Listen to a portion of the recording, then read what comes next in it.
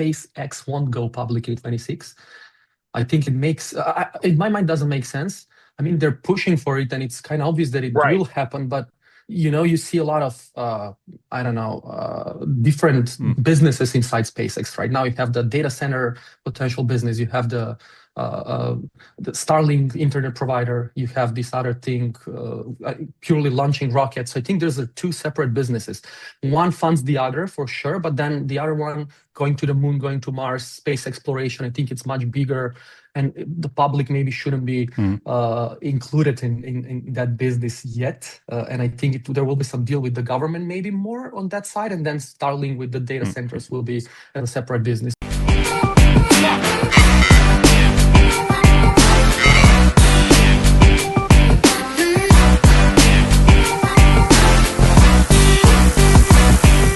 We haven't done this in a while. This is like a new experience almost, like for me.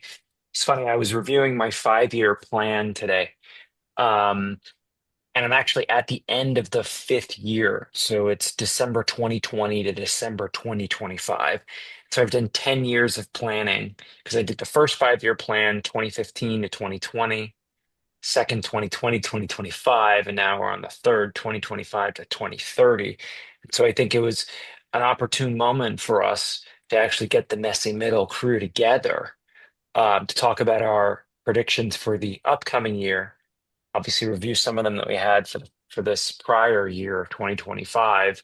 But in my 5-year plan, we were going to record podcasts and keep this thing going. So clearly, I failed at that goal, but I accomplished at least in getting our projections together, and that accomplishment actually should be for Frank because he's the one who called and said, "Hey, we should review them." After Teddy tweeted about it. No, actually, I reached out. We should, whatever. It doesn't matter. Wait. Wait. Did Teddy reach out? It is Teddy who reached out. Holy shit! Teddy reached out. Teddy reached out. I Okay, so remember. Frank. So then Teddy actually is the winner here. Frank, yeah, Frank. Yes. Now. Oh, that's how we determined the winner. That's how we determine the winner of probably the projection, our predictions for 25. Let's talk about the prediction coming. What we think is going to happen in 2026. I want to spend 2 minutes on our predictions from last year for 25 because you'll have to remember some of them, Frank. For mine, I said Ukraine war is not going to end, hasn't ended yet. That there will be an increase in M&A. That's been happening, but it's only been happening, I think, in the AI space, and particularly only for acquihires or whatever they call them, licensing deals. Of course, one of the largest kind of M&A deals was more of a buyout, which was the buyout of EA by the Saudis and Jared Kushner. I said the economy was going to contract outside of AI. I don't know.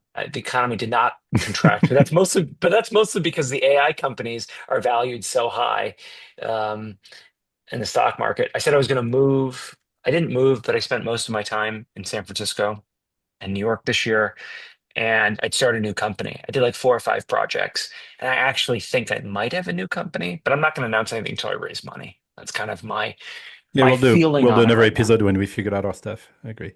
Yeah. So those are my. Good. So you were 3 out of 5, or what was the score? I was 3 out of 5. Yeah. Nice. That's a good score. You want to do yours now, or you want to reflect? No. Frank, do yours. Teddy, do yours, and then we can go. Then we can we can do our predictions. I didn't prepare any of it calls, so I try to remember a year ago. But the one I remember is I said that China would. You only had a year to prepare, Frank. It's fine. I do remember I was saying to me China could likely invade Taiwan. That didn't happen. That happened though is big military parade, and right now China is leading the world in terms of GDP per capita. I think spending on military, so it's still coming. But I was wrong on this one. I said it would be a big deal about translation using AI. That we would start to have the first talk, fully translated in AI. That didn't really make a big noise, but the new AirPod came. Google is pushing translation, so it's more of a slow move than something that people really care about. But I still think it's just such an important innovation. What else did I think of? I try to remember.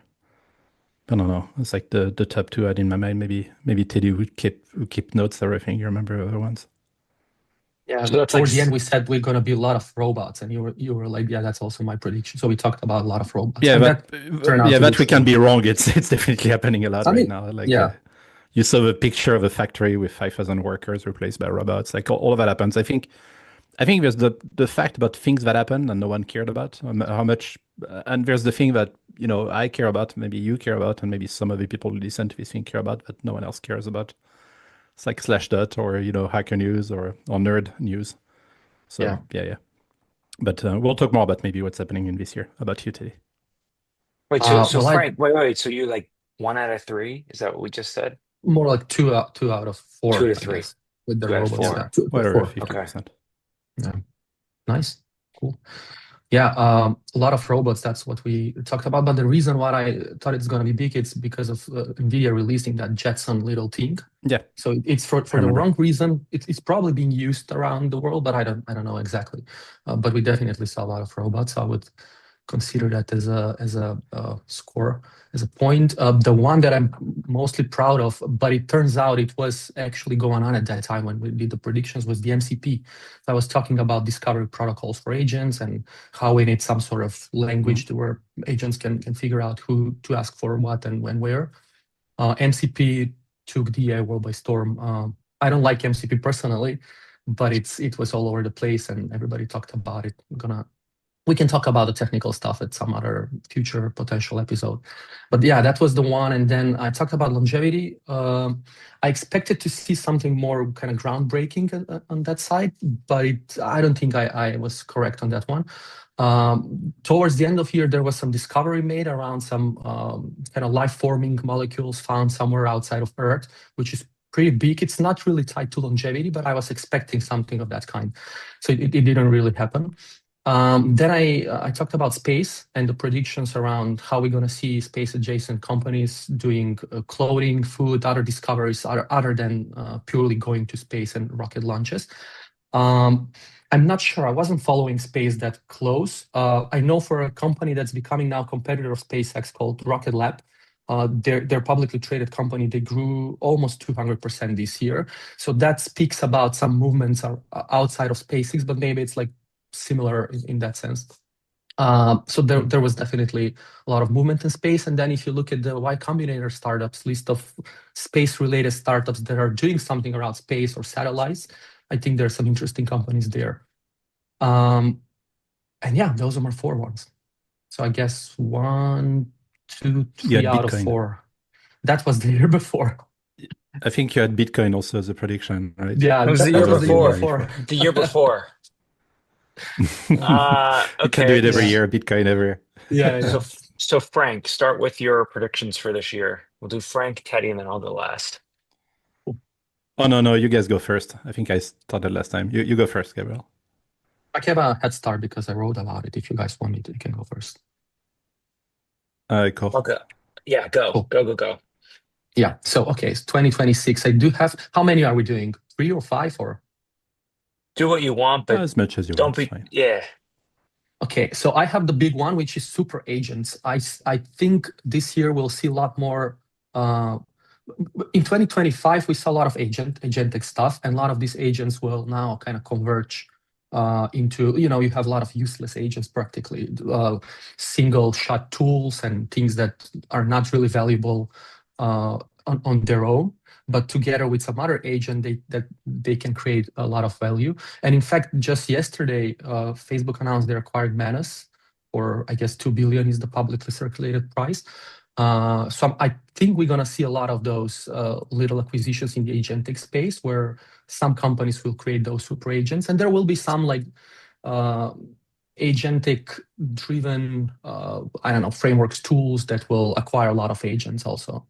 So the year of the year of the super agent, that's the first one. But that also leads towards what I call the agentic graveyard, which is this consolidation will also mean that to a lot of other agents. So a lot of companies will die. So maybe there's a great opportunity to build the agentic graveyard where people can just RIP share their failed agents. It's not a big prediction. I would probably put it under the same umbrella of the super agent direction. The other one, the third one, I think it's prediction markets, and I wasn't really familiar with things happening around the predictions markets, but I saw a lot of. So I live in FiDi right now, and there's a lot of finance things going on here. And every time I would go outside to get a coffee or just walk around, everywhere I see Polymarket, Kalshi, now Robinhood launching their own kind of prediction thing. I think prediction markets were big in 2025, and they will be even bigger in 2026. I think it's an interesting phenomenon that not only predicts but also kind of drives the general narrative. So you saw how the prediction markets predicted Trump's victory or Mamdani here in New York. It's really interesting to see because it drives the feeling of the people. And I don't know enough about the mechanics behind that, but I feel like we'll see a lot more in the prediction markets. And now this is also a double-edged sword because from one side, it means that a lot of people could potentially make a lot of money. They will trade, they will bet if you give them the chance. But also on the other side, betting to me is not a quality of a thriving society, but it speaks about the kind of the middle class and the striving class that we're in right now. So there are a lot of people who are struggling with like their finances day to day, and these prediction markets will be a way for them to make a quick buck. So from that perspective, I think prediction markets could lead potentially in 27 or 28 to something that will be kind of the crash of this bubble in a way. So that's one of my big predictions. And then the last one that I share, my fourth one will be mobile apps comeback. I feel like mobile apps will have another year of success. I think a lot of companies, a lot of the tools that were built around AI were web first, but now we're seeing a lot of mobile first, especially with voice being kind of the main medium. People just walk around with their phone. And I know there are companies trying to invent other devices, hardware stuff, but I think the mobile is the closest one to what we have to kind of personal assistant. You have your mobile phone everywhere with you. So having those apps now, those AI agents within an app, I think there's something there. So yeah, I'll pause there. I like how we're doing predictions on the prediction markets. And I actually have never actually did I use it? I put like $1 on one of them for the elections last year for fun. And it'd be a good time to have a exchange license so that you could have the DCM contract to sell. I think one of the most recent entrants into the prediction markets, and I think I know DraftKings, they bought a company called Railbird for like $250 million to advance prediction. Um, I'll be interested to see how the super agents play out because I I have not seen any consumer facing agentic tech used by my parents yet. Obviously, they all use ChatGPT, so it'd be kind of cool to Oh, that's see. fun. Yeah, well, it is, but like from like the actual super agentic tool of like ChatGPT being able to go from entering in like which appliance should I buy to actually buying the appliance and scheduling it. That would be kind of cool to see. And when I see my parents using it, that's when I know it's kind of prevalent. Um, Not like it's uncool, where like if they're using Facebook, it's uncool. Um, I'm thinking the other ones that you mentioned. But the super agent is one that stood out to me. Frank, what's yours? Agent. Super agent, man. I don't know. I It's good that you don't know. That's no, great. I mean this exercise is always special, right? Special in what sense? It's easy to know what's going to happen in 10 years. Um, it is it is doable to know what's going to happen in 10 years. It's very difficult to know what's going to happen next year right now. And I feel like, this whole exercise is kind of a game of, can I pick something that's recognizable or do I pick something vague? But right now, like the first thing I would start with is there's a lot of things I don't know. So I'll do the exercise. I'll say what my bets are. But my conclusion right now is you have to stay extremely flexible for a year to come. It's a year of instability, geopolitical instability, all over every region, in Asia, in the Middle East, even in the US. It's there's a financial tension in the market, bubble, not bubble. There's all these things. So like number one, as I was thinking about this exercise, I'm like I've never felt like so lost into trying to do precise prediction for a year, and so I'm keeping myself extremely nimble for next year. That being said, if I have to make a couple of things that could be recognizable and interesting, number one is I do believe, might be right, might be wrong. I'm not sure about this one, but I don't think it's a bubble. So I don't expect a crack in AI. I don't expect, a drop of 40% of value, like maybe it would be up and downs, but I might be wrong. But I do see like a gigantic need to build, more hyperscaler, more energy, more demands. I see a lot of potential into, I think next year we'll be able to just ask something to an AI for development, for example, and wait 3 hours, of work before the AI is done. So I think there's going to be a lot more stability in the way the model works. But we're also starting a new research cycle. So there's a couple of things that are going to be cooking. They're not going to happen yet, but we can expect some research progress on physics and mathematics, on world models, all these things. So it's going to be a little bit boring, but I think we'll start to see the traces of that. On the war and the geopolitics, I'm still very worried about Taiwan. I do hope for peace with Ukraine, but I don't know. The one thing I guess we will start to see maybe more next year, I would expect protest against AI. I would see people starting to feel the tension of losing their job to AI. So I would imagine we're going to start to see protests of people protesting against maybe AI and robots. So I see a lot of instability in the year to come. Very, very I don't know positive if you set guys of want me to be more predictions. precise, but that's kind of my No, that's good. You covered. I'm so happy we're yeah. Buy starting AI, start buy robots, buy military, buy sugar, buy energy, and sell banks, sell countries. Also, I feel like countries' pressure is gigantic. I wouldn't.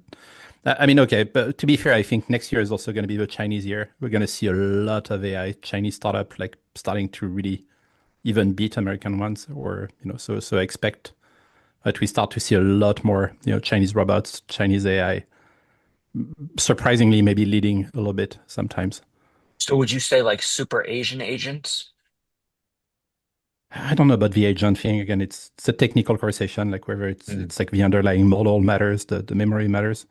Hmm. What I know is we right now we're going through reinforcement learning, and these things are very good. With programming, with mathematics, with physics. So I think math and physics agents in math and physics will also appear. The ecosystem around the agents, Teddy is right, is starting to consolidate. But again, well, the other thing I bet you is because that's my personal bet. So I guess we have to talk about the things we like, and I believe it's going to be the year of solo founders. So I'm pushing for that. Okay, We're so going to see more solo founders than team building stuff faster. That's an obvious one. But yeah, okay, That good. was my prediction 2 years ago. Mm. It It it didn't. started to, yeah, it was, no, it there are a It lot of started this bootstrap year solo though. found. No, I know. What This I'm year saying it is became very it's popular this year in for sure. vogue. Yeah. This year is in vogue. I would say you predicted it 2 years ago, but it was a year early. I'm always two Like, years too early. yeah. Mm. So, hey, that then it gives you a model to prepare for the future. No, yeah, Frank was right. It's really easy to kind of predict the like longer term, but then like you Yeah. don't know what's Of going to course. happen next year and year after. Yeah. So for mine, I think that this upcoming year, I kind of tend to agree that there's going to be a lot of instability in the world. My feeling is on the data center side, there's actually going to be a bunch of NIMBYism, so that there will be protests. I agree for data centers not to be placed in my backyard. And that argument's going to come down to not just jobs, but it's also going to be energy, and the increase for energy. So there will be bills put in, let's say at least in the states, into Congress, and also on the local level of fighting back against data centers. That doesn't mean that they're not going to be built. It just is going to change the way that they're sold into the community and probably a component of the economics of them. Um, I think there's going to continue to be a robust IPO market. Companies will be going public. People are looking forward to SpaceX. Um, and I think one of the one of the model companies will go public. See, there's only two really big ones that could go Yeah. public. It's like OpenAI or Anthropic, but I think one of them will go public. Mm. Um, and uh, I tend to agree that there's not going to be a bubble per se. At least the bubble's not going to pop this year. Mm. Looking at the Yeah, usage of let's agree a AI. bubble is like 50% of 40% of value destroyed or something crazy. It's not Yeah, gonna that's go up and exactly down. right. Yeah. 40% of value destroyed. Yeah, it can definitely go up and down. There will, like that's, Yeah. but like going like this, I just don't see it happening outside of the fact of a major global conflict that will cause things to stop. And we had tariffs this year, so like that kind of is a major global conflict. Um, and I think there will be a war in Venezuela, Well, Mm. Yeah. or at least a regime change in Venezuela. Um, the hell's going on, Frank? I don't know. Camera just go crazy. I want to add a prediction that's not mine, but I thought it was bullish and interesting, which is one prediction from I Wait, think I'm some. trying to read what I put here, but I can't. And Oh, you still have Yeah. one more? I have one more, Okay. which is I think that major funding rounds will continue to be deployed, but it'll just be harder now to go to later stage. And there probably will be, um, like major early stage funding rounds will occur. Hmm. But crossing the chasm to like a Series A or further than that is can continue to get even harder and harder. That will drive consolidation too, because there will be Yeah, companies will be forced to just merge. yeah, yeah. Cool. To your Yeah. SpaceX If I can add one prediction, or two, like you remind me of. Oh, go ahead, Fred. no, we have a delay going today. Uh, the SpaceX one, I think it's my bonus prediction, but since you mentioned it, I think SpaceX won't go public in 26. I think it makes, in my mind, doesn't make sense. I mean, they're pushing for it, and it's kind of obvious that it Right. will happen. But you see a lot of, I don't know, different Hmm. businesses inside SpaceX right now. You have the data center potential business. You have uh, uh, the Starlink internet provider. You have this other thing, purely launching rockets. So I think there's two separate businesses.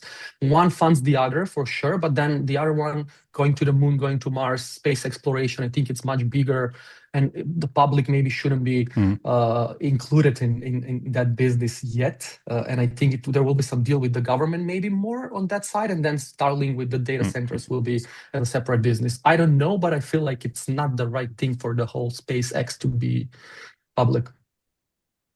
I think if you Yeah. want to have Yeah. To me, value creation, I think if you want to have value creation, it will go public, and then all of those things you're talking about will then be split off from SpaceX once it goes public. Because once it goes public, then you have Could the be. options to split and spin those things off, and hmm. the early investors will be able to get liquidity because it's not like you want to sit in a company forever. Some do, right? But I'm assuming there's a bunch of capital in there that's been in there for, Yeah. the entire run of it. So um, I think it could be either, but if you're looking at it from a pure banker standpoint, you want to take this monster public and take one of the largest companies ever public.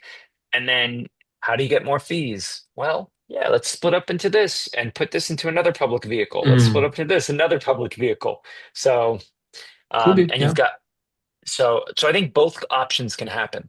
I my s- you're pro I'm sticking with my prediction, but if you're, if you want to be slightly bearish, and maybe more accurate, there could be a delay to it. Knowing Elon Musk, everything is delayed, Hmm. so it might not go public this year, or might Yeah, that never go too. public. Yeah. That's true.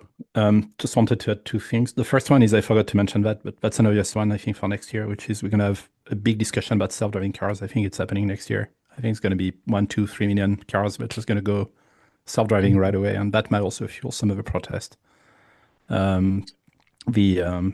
There was a wild one, not mine, but from a bank, I think, in Denmark, where the prediction for next year is that one of the S&P 500 company will take an AI CEO, and after the AI CEO does 2 really good quarters in a row, that everybody else is going to start to fire their CEO and get AI CEO. I don't know if it can move that fast, but I thought it was a funky one. That's interesting. Just to talk There's about another fun one, one. we don't have to talk only about boring ones. Let's have The other the one that I crazy thought ones, of, OpenAI hired, I think it's public, maybe it's a rumor, I don't know. They hired a bunch of quants, a bunch of Wall Street people. They're trying to either build a tool for whatever the hedge funds, or they're trying to beat the market themselves, which I won't be surprised if Sam does that internally. Like they have some model that does that and they will license it after. There will be something like that. So prediction markets, stock markets, and then you have OpenAI just constantly beating the markets. Yeah, I guess another obvious one is every AI is going to beat the current benchmark. You're going to have like whatever the current benchmark, all of them are going to reach 100%, and so we'll have to have new, better benchmark. Okay, so do you want to have like a fun, ludicrous prediction as our last one, and then we can sign off? Yeah, let's do the ludicrous one. You go. My ludicrous prediction is okay. So it should be something. Does it have to be tech related, or could it just be totally Think about your fun? hope. Let's maybe call it our crazy hopes. Things we wish happen next year. Okay, so Frank, go first. Your crazy hope. My crazy hope is that AI moves even faster than we anticipate in physics. Like I really, really want to have an AI that's just can solve physics problem, like I don't know, fusion reaction, stuff like that. So my hope is that somehow we train some super, super smart physics model AI. Teddy. I still expect something in longevity, some breakthrough. I feel like my hope is, I don't know, here's a cure for cancer. Here's the nice prepackaged solution for something that we will see. What's crazy with AI is it might be actually, this whole idea that we're wrong by 2 years might actually be reversed in AI. Maybe all that shit will happen in 6 months instead of 5 years, or like, fuck. Yeah, prediction markets. Possible. I guess my crazy hope would be like it'd be nice if the war in Ukraine would be over. Oh yeah, but it's not crazy. I mean, this is. I put in my, I guess, reasonable prediction that next year we start to get to. Okay. So then I have to come up with maybe not the end of a war, but at least like a North Korea, South Korea scenario where there's like this neutral zone and war forever. But, yeah. But no war, effectively no more war. Yeah. Yeah, so no more war. Let's just say that. My crazy hope, no more war. Including the Middle East, that'd be great too. Yes, I mean, that if it's no more war, yeah. Ever. Although I did predict Venezuela, so I don't know.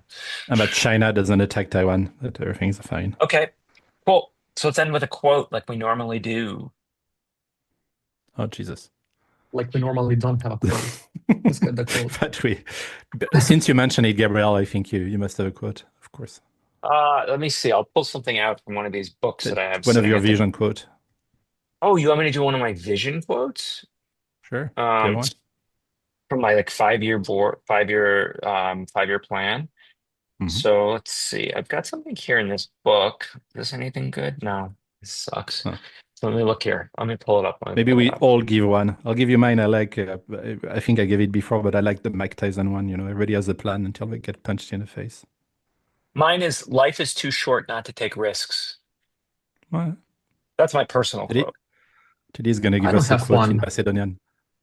No, come on, but whatever comes to mind. Come on, Teddy, come on. Take a random book behind you. All these books must be a quote.